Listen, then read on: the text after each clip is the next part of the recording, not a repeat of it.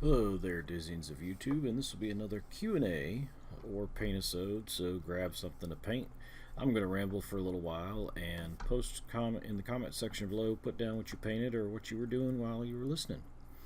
So, I had 4 questions again. The first one is from IdicBeer40K, and it reads, if Necrons were a real race, and they are because Necrons, and they invaded Earth, what would you do to try and save and survive the attack? Um, I really don't know other than build an underground bunker and just kind of wait them out for a little while. Uh, the other thing I could think of doing is it's never been touched on in the fluff of 40K. Would an EMP device affect them? Because it's never really been tried that I'm aware of. They're probably immune to it, but you never know till you try. So I would probably try to do that and get as far from civilization as possible because they would attack the major population centers first.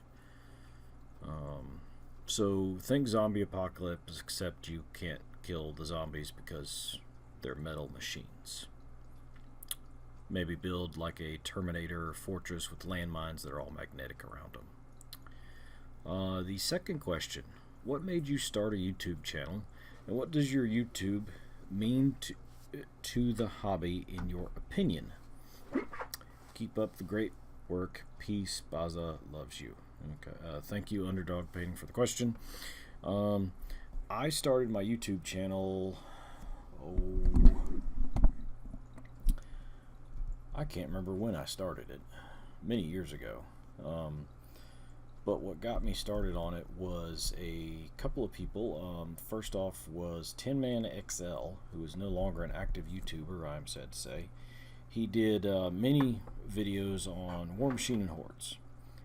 And while he didn't do the best editing in the world, he did better editing than I do. And he had a passion for the game, and you could just tell he loved the game and he loved what he was doing.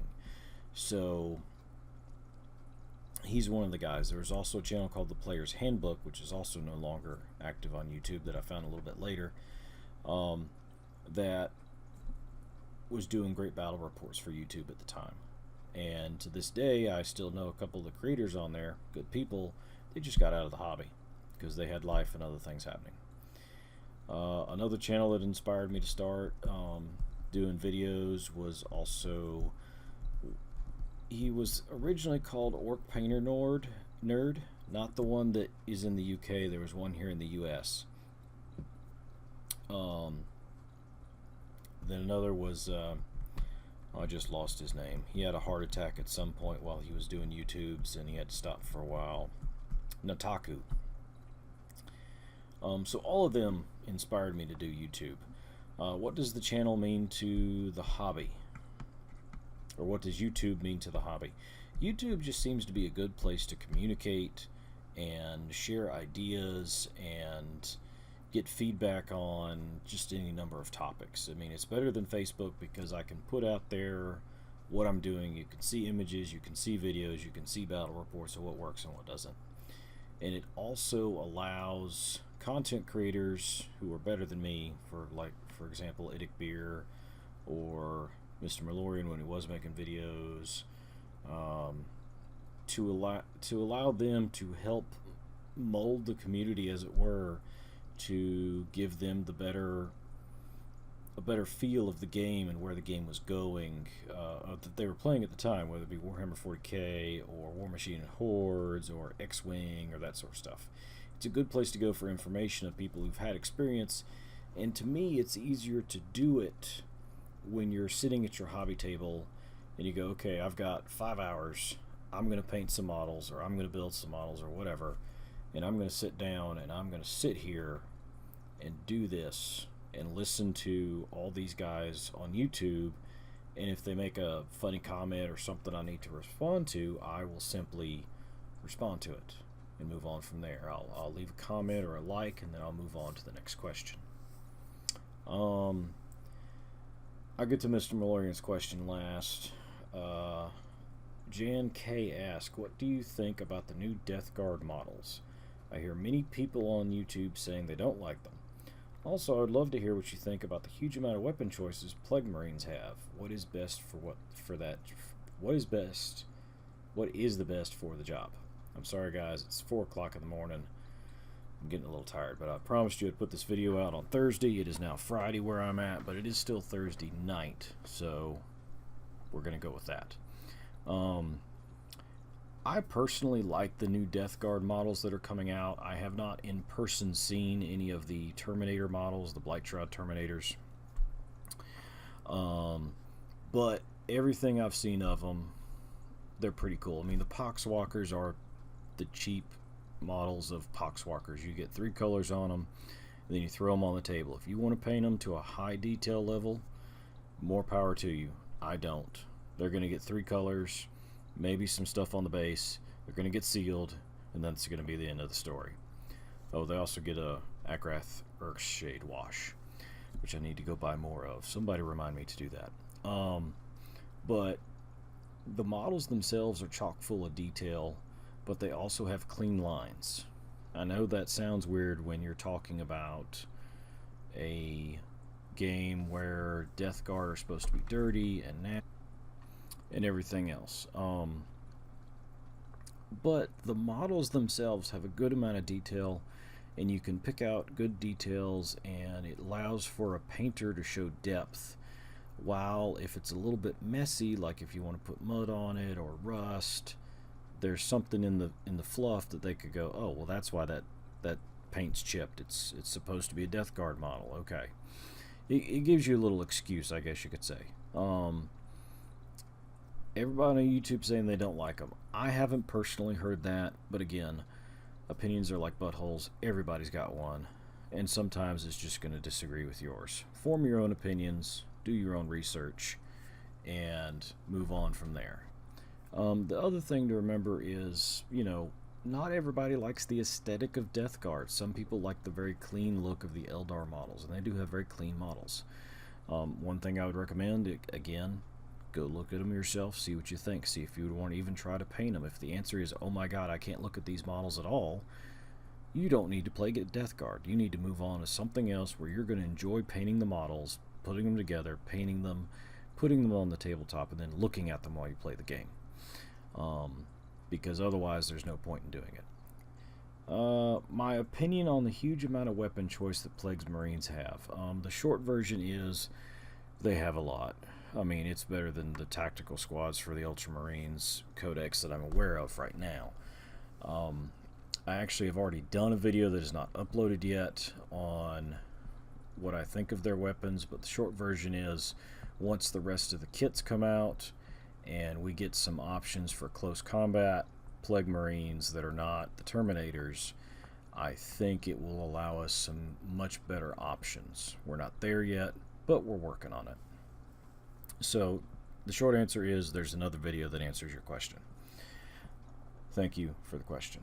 Alright, so Mr. Malorian's question, the one I was saving for last. If you lost your primary hand in a tragic toaster accident, would you keep painting using your offhand, or would you just get others to paint your models, or just stop caring about painting? Well, Mr. Malorian, I kind of wonder how much free time you have now that you're not making videos, if you're wondering about how somebody loses their hand in a freak toaster accident. I'm not sure how they work up in Canada, but I can't fit my hand in a toaster. At any rate, if I were to lose my hand, I would probably attempt at some point after a lot of physical therapy to relearn or to learn to paint with my left hand. The problem I could see is I have a hard enough time assembling some of these models with 2 hands. One hand would be nuts. So what I would probably do is hire somebody to build and paint my models, simply because at that point I don't know that I could do it well enough. Even assembling them would be a real challenge. So I'd probably hire somebody else to build and paint them. That is if I continued to play at that point, because, you know, I would have to relearn a whole bunch of stuff not having 2 hands. especially one being my primary hand. So I hope that answers everybody's questions. Give me just a moment. I'm going to check one thing on my video feed, and then we will go into my discussion. So, discussion time. Here lately I've been getting a good amount of 40K into my gaming repertoire, mainly because 40K is so easy to get in my area right now as far as games. I've had a hard time finding X-Wing or War Machine and Hordes games, and as you can tell by the picture that's still up, I love War Machine and Hordes. I think it's a great system. I think the models are awesome, and I want everybody to play it. However, you can't get everybody to play what you want to play. You have to play what some of them want to play. So I've started playing Death Guard and a little bit of Eldar, and I've been doing X-Wing. The truth be told, it's kind of getting a little bit discouraging because I had this great group going for War Machine and Hordes. It was a lot of the 40K players who were disenfranchised with 7th edition, and excuse the squeaky chair, and then all of a sudden 8th comes out, and I can't get a 40K, or I'm sorry, I can't get a War Machine and Hordes game in to save my life, because everybody else has decided, well, 8th edition is out, and all the new stuff has come out, so we must go play the new shiny thing. And that's fine. You should play what you enjoy. And yes, I'm griping a little bit here. But you should also not forget that there are other games out there that people still enjoy playing, maybe more so than yours. So go play the games with them, which is what I do with my 40K models. When I actually go play, I will play their game. It's not a bad game, 8th edition. I've actually fairly enjoyed it. The rule system is rather much more simple than it was during 7th, which I think is why a lot of people have gone back to it. Several of the 40K players have even told me that when they had come over to War Machine and Hordes, it's because they were tired of 7th edition with 40K. Now that 8th is out and that Warhammer has funded them again, they probably won't be returning anytime soon to the War Machine and Horde side of the house.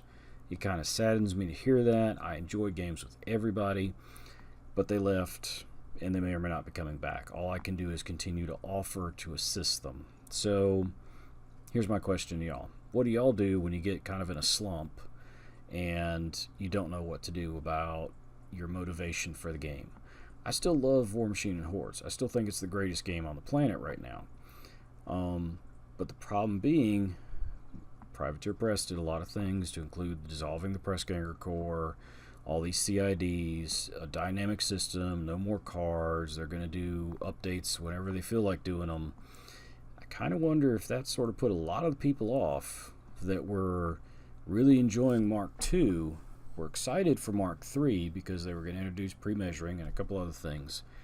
But at the same time, they didn't know what to do with it once they got it out, because I don't know that Privateer did their balancing stuff as well as they should have ahead of time. I think they probably should have given 3rd edition an actual playtest group and given it another year, waited another year to bring out War Machine and Hordes Mark III, to get everything where they wanted it to be, to have the big Grimkin release ready to go. I think they should have waited, but that's just my opinion now looking back. Do I think 40K is better than War Machine and Hordes? No, I do not think it is better. I think it is easier and simpler and has really good looking models. And once you combine easier and simpler and really good looking models with people that already have a lot of 40K in their houses, they just go, well, I'm just going to go ahead and get this particular thing, this one model I have to buy, or this codex that's now $40, and I'm going to move on from there. And if they are out of my stuff, they're out of my stuff. So I think a lot of people went back to it when the rules simplified, and while that's nice, I'm still out some games, and I really enjoy War Machine and Hordes. So I've rambled for a little while. I want y'all to tell me what y'all been working on during this time. As I said at the start of the video, put a link in the comment description below, make a video and post it, and put it down in the section below so I can go watch it. Let me know what you think of these videos. Do you enjoy the Q&A sessions and my ramblings thereafter? Or do you think I should stop doing them and just focus on making videos that have some content to them other than my own personal opinions on questions and everything else? I hope everybody has enjoyed the video. Please remember to like, comment, subscribe, and share. Also, don't forget to check out Iggbeer's painting challenge that he is running. I will put a link to the Google Plus page in the description below. And go give it a look, and let's see some painting models, guys. Talk to y'all later. Bye.